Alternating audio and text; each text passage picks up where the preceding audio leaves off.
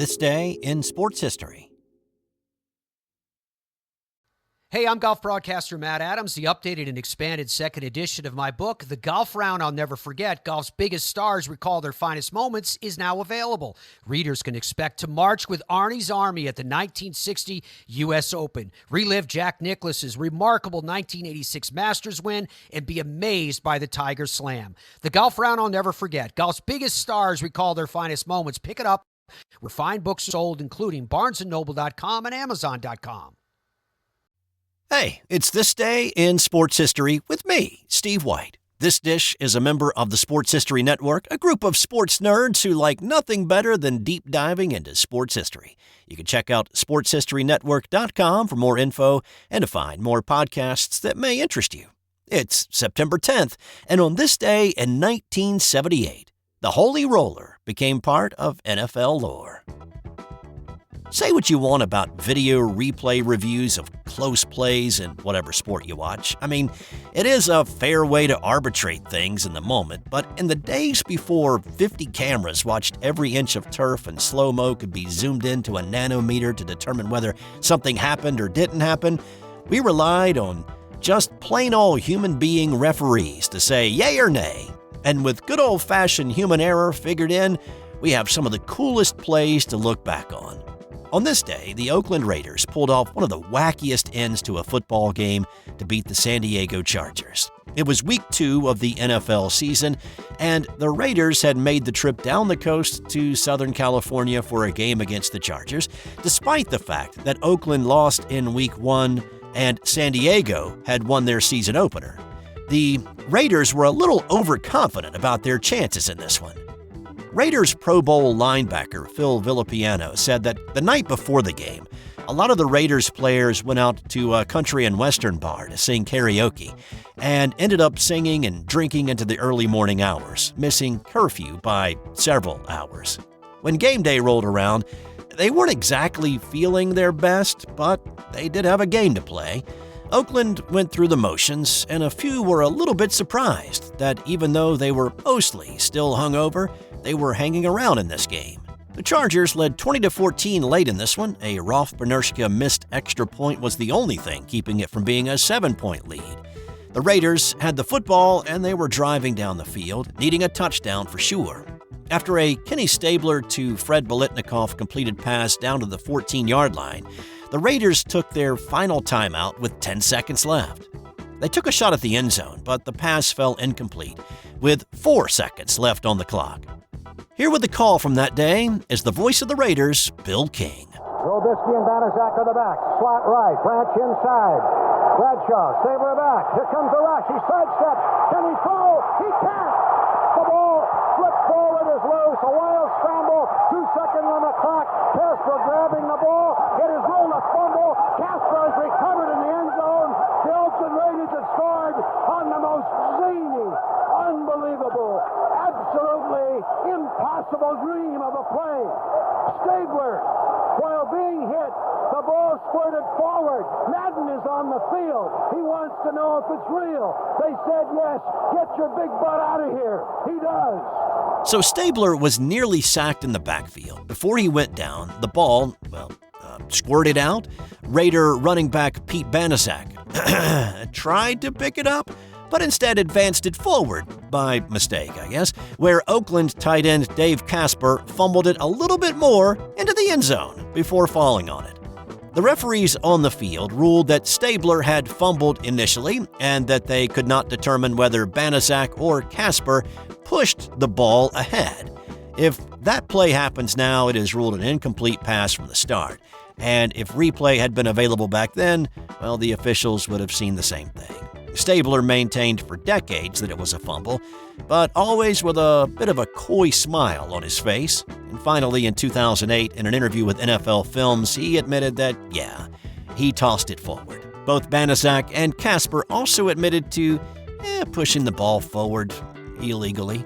The play soon became known as the Holy Roller, unless you were a Chargers fan, in which case you called it the Immaculate Deception, playing off the 72 play that went against the Raiders. This play did lead to a rules change the following season, though, with the league saying that if a player fumbles inside the final 2 minutes of either half or overtime, or on fourth down at any time during the game, only the fumbling player can recover and advance the ball. If that player's teammate recovers the ball during those situations, it is placed back at the spot of the fumble. All right, moving on to what happened on this day in 1989. When Deion Sanders was making his debut with the Atlanta Falcons. He was also pulling double duty at this point. He was playing with the New York Yankees in Major League Baseball. Earlier in the week, Sanders had gone yard for the Yankees, and on this day, Sanders took a punt to the house.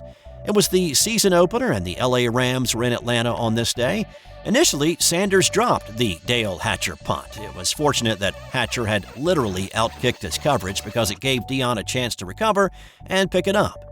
2 Rams hit him and knocked him back another 5 yards, and then Primetime shifted into an explosive gear and took off down the right sideline. He broke 2 more tackles, and then he took a few high steps into the end zone to put the Falcons on the scoreboard. It was the best highlight in a 31-21 loss for the Falcons, and Deion was really the only bright spot on a team that managed only 3 wins that season. This was the only punt return for a touchdown that he had that season, but he did lead the team with 5 interceptions. On this day in 1988, Steffi Graf closed out her dominating year of tennis, winning the U.S. Open, and in the process, winning all 4 Grand Slam tennis tournaments in the same year. It was a battle of the teens in this one, as the 19-year-old Graf squared off with the 18-year-old Argentinian Gabriela Sabatini. After splitting the first 2 sets, Graf took full control in the third, ripping a backhand winner for the final point in a 6-3, 3-6, 6-1 victory. She was only the 3rd woman to complete the Grand Slam in singles in the same year, joining Maureen Connolly and Margaret Court, and is the last to do it on either the women's or the men's side.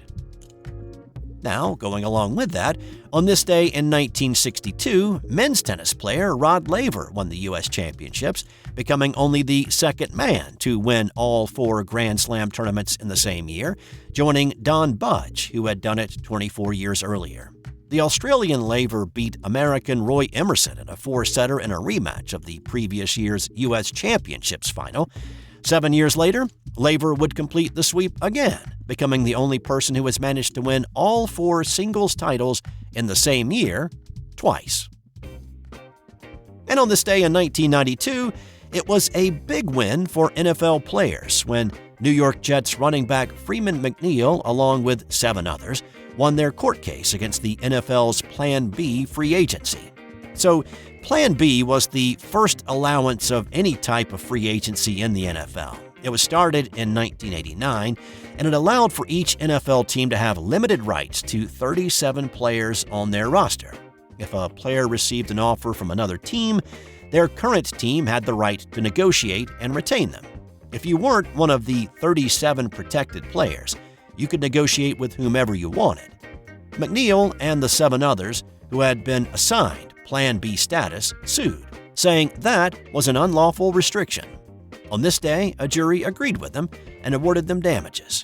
Now, what this ruling led to was a rolling out of a new and still current version of free agency in the NFL at the start of the 1993 season that allows for players who have been in the league for at least 4 seasons and are at the end of their contract are allowed to be unrestricted free agents and can sign with any team. And time now for today's non-sports Did You Know? Did you know that the original voice for Shrek was Chris Farley? He had recorded about 85% of the lines for the movie before he died. That's all I've got for you today. This and every episode of This Day in Sports History is researched, written, voiced, and produced by me, Steve White. I hope you enjoy the rest of your day, and I will be back here tomorrow with another edition of This Day in Sports History.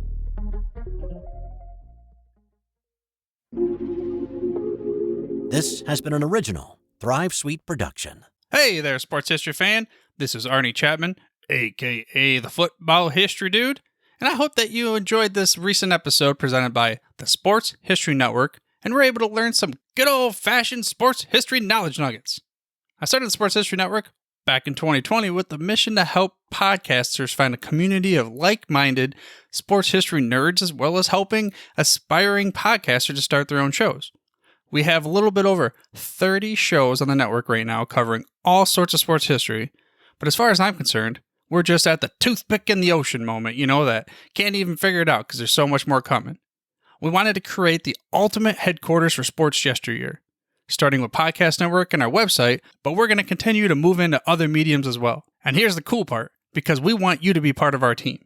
So if you're interested in starting your own podcast, or maybe being a guest on one of our shows, or who knows, maybe even writing an article for us over on the website.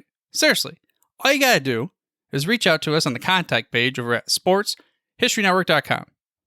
You can be as technologically savvy as a Neanderthal tapping on a stone trying to figure out this whole hieroglyphics thing back in the day. Again, it doesn't matter, because even if you don't understand the whole podcast space, we have a production team that can pretty much help you out with doing everything. All you got to do, head over to sportshistorynetwork.com, head to the contact page, fill it out. That message goes right to me, and I'll reach out to you as soon as I can. But for now, dude, I'm through if you're through.